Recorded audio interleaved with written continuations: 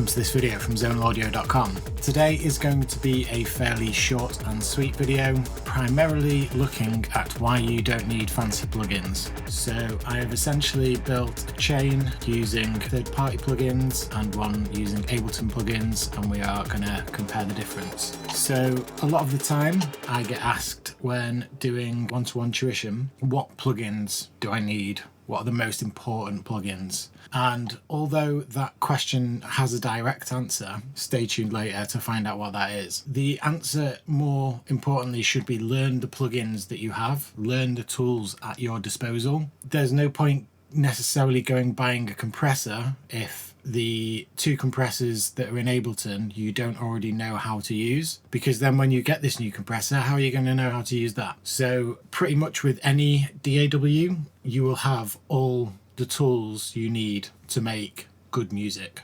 Put simply, plugins are a nice extra bit of spice. The choice of actually deciding to buy new plugins or not should be considered carefully. Be careful not to fall for marketing guff that a lot of modern plugin companies use. They are often trying to sell you something that you already have. So you heard a loop in the intro there, which had one of these processing chains on. I'm not going to say which one. But we'll first just take a little overview at what the actual chain is doing and why I've decided to use such an effect for this purpose. Now we have just a loop. This project file is part of a new sample pack called Hypnotic and Groove Techno, which you can download now on zoneaudio.com. You can also get this and one other of the project files by joining the middle or top tier of our Patreon. Link in the description for all of those. And while we're at it, don't forget to like and follow. It really does help the channel. So yeah, let's play this loop without any processing whatsoever.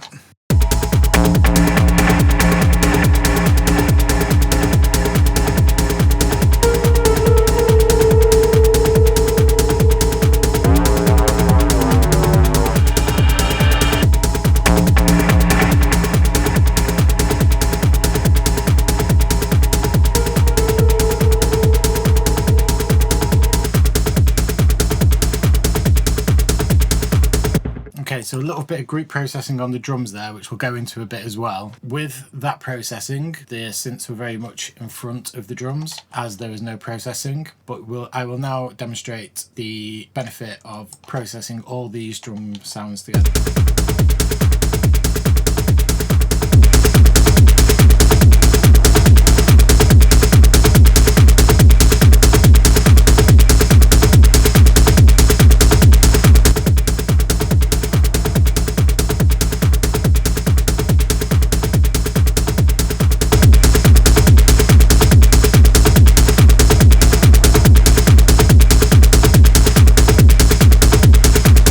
Quite important to note exactly what is going on there. We have EQ, saturation and limiting. Three processes, fairly simple, but it is doing a great deal to the sound. The way it's kind of pushing all the sounds together, it's like scrunching up the sound, it's lifting the lower parts up, it's smoothing the louder parts out, and that is all pretty much the saturation and a little bit of limiting too. Now the EQ is very simple, and to go back to the question of what plugins should I buy, whether you're new or experienced producer, we're basically landing on this one now compared to what has happened with the Ableton stock plugins in particular. Pro Q3, Pro Q4 now available, which you might as well get, partly because of the user interface more than anything to do with the sound. For me personally, why I haven't upgraded to Pro Q4 yet is that every time you click a node, there is then an option for coloration. If you're familiar with FabFilter products, you'll know that you can do a lot like Saturn and Volcano with all the different circuits that they have, or the analog digital model circuits. They sound cool. For me, Pro Q3 is a nice clean EQ that I don't want to colour the sound. It's more of a temptation thing for me. I'll be tempted to colour everything all the time. We'll get there eventually when I can trust myself not to do that, but Pro Q3, in terms of the visual feedback and the user interface, it is still for me miles better than EQ8. This EQ shape is copied exactly pretty much. if we ignore this node. But the visual representation is very different. It looks on EQ8 here like we're not doing a great deal at all. By default on EQ8 we have a plus minus of 15, and it is 15 not 12 like it says on the readout there, which is again more why EQ8 it can be a little bit janky for me at times, but if we go we can see the maximum gain there is 15. So this is basically an EQ that has been done after the saturation in terms of a time domain, but in the processing we are putting it before the saturation. So what I've essentially done is played the loop. I have mixed it roughly on the channels here, setting my kick around minus 12 and the bass to be a little bit under the kick, and then everything else just where feels slash sounds right. And then I have driven that into some saturation. So in the same ethos as early techno producers driving drum machines into analog desks, very much a similar principle where we're getting this group of sounds and we're smashing them into saturation. So to continue to answer the questions of what plugins should I get, my answer for saturation distortion was always Soundtoys Decapitator. This is also an excellent plugin. However, we're going to realize that it is not necessary. You do not need this plugin to get a good sound. So yeah, aggressive settings there, which was a lot of trial and error, and most importantly compensated on the output. So the output defaults to 50. I knew I was going to be doing harmonic excitement and increasing the volume with the saturation and the analog circuits, so immediately brought the output down and then fine-tuned that once I got the sound that I was looking for. Also interesting to note, there's two controls up here that are often overlooked: the density and the mix. So the mix at 35, density at plus 41%. Density seems to kind of give a thicker distortion. The mix is the mix, that's pretty obvious. And the rest of the settings, not worth going into too much. The air is like a high shelf. And then that is going into some soft limiting, essentially. So it's on true peak. Oversampling is enabled here, but I would always advise ×2, ×4, maybe higher if your system can handle it. That's still one drawback of the Ableton limiter, by the way. No oversampling, but let's double check that. Yeah, don't think there is any oversampling options on the Ableton limiter. But yeah, this is designed to just kind of shave off those top peaks. So lifting up the lower sounds again and shaving off the top peaks, essentially increasing the average loudness and the perceived loudness.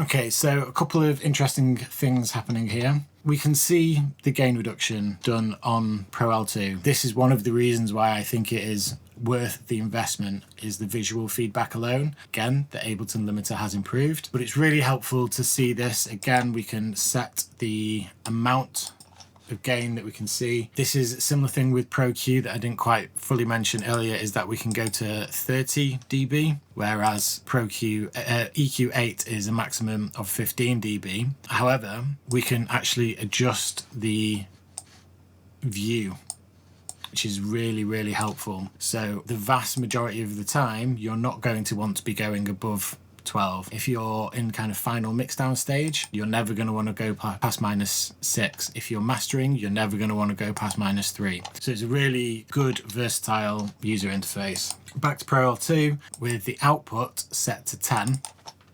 We'll just be a bit more exact with that. And then the gain set to +12. So essentially we're kind of stealing 2 dB of gain, but that maximum peak level is always going to be 10, but we're using the gain to pull everything up in the lower volumes and then chop off those peaks that we can see here. So a maximum of 2.9 dB, I think that was, and you can see that the line is always returning to 0. That is partly because we have the style to punchy and a fast release. So what I'm trying to say here is that we are still retaining some dynamic range. We're not completely squashing it. There is still movement, there's still bounce, there is still energy in the sound. We are taking it away somewhat, but we are gaining loudness. and punch. So with the saturation on and off, you can actually see there is a slight difference in the gain, and it's quite interesting to note that when the saturation is off, the gain reading is higher. Okay, so when the saturation is enabled, the peak volume is getting lower. Just bear that in mind when I play that back again.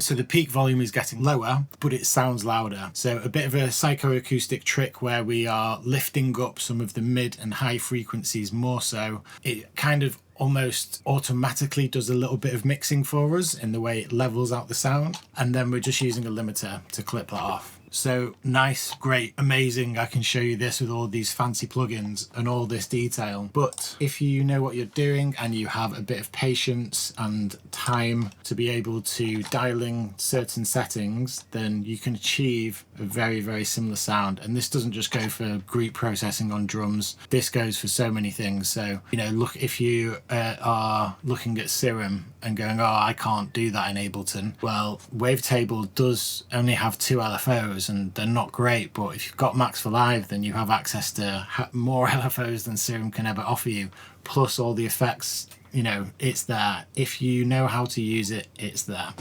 So the moment of truth, let's have a little comparison of these 2 bus processing chains. So the first one, all third party, the second one, all Ableton.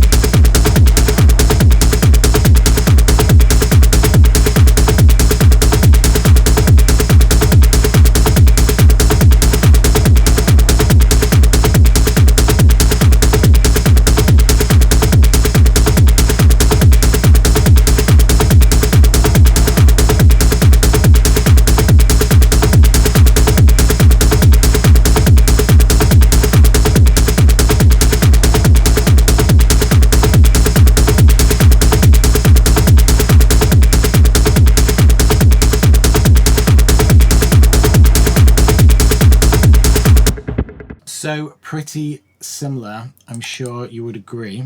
I'm even hearing this back now on headphones when it was initially done on monitor speakers, and I'm wondering if the Ableton one can be a bit more crunchy. I increase the drive there by 1 dB, but just to match closer, so maybe the output up the tiniest bit and the wet dry up a tiny bit.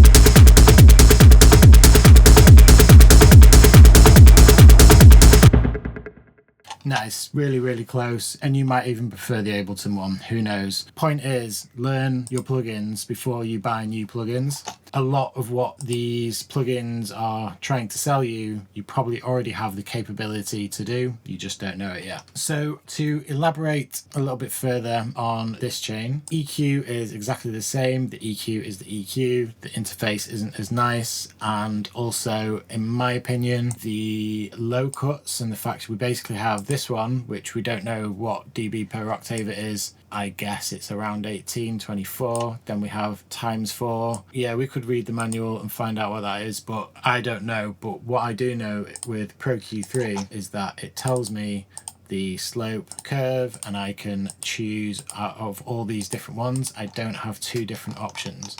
Now, why is this important? Why is this boring man telling me about dB per octave on low pass filters? Well, it's very important. It shapes the sound. So it's quite hard to explain, but when doing a very sharp cut, or maybe not even necessarily sharp, a cut in the lows can significantly affect everything else that's going on above it. I won't go into too much detail about that necessarily, but just know that the different type of low cut can colour your sound, sometimes desirably, sometimes undesirably. The less colour you want, the more gentle slope you want to get. So yeah, again, really good visual feedback on Pro Q3, but there isn't much that it can do that EQ8 can do. The low passes don't sound as good. You also have the opportunity to do dynamic EQ within Pro Q3 quite easily. That is possible with EQ8. We do have a video on our member channel about how to make EQ8 dynamic if you do want to check that out. But yeah, I'm going to wrap it up for this one. I hope it was helpful, useful, informative, entertaining in some way. If it was, please give us a like and a subscribe. And yeah, all the samples used in this loop and the actual project file itself is available now on zonalaudio.com.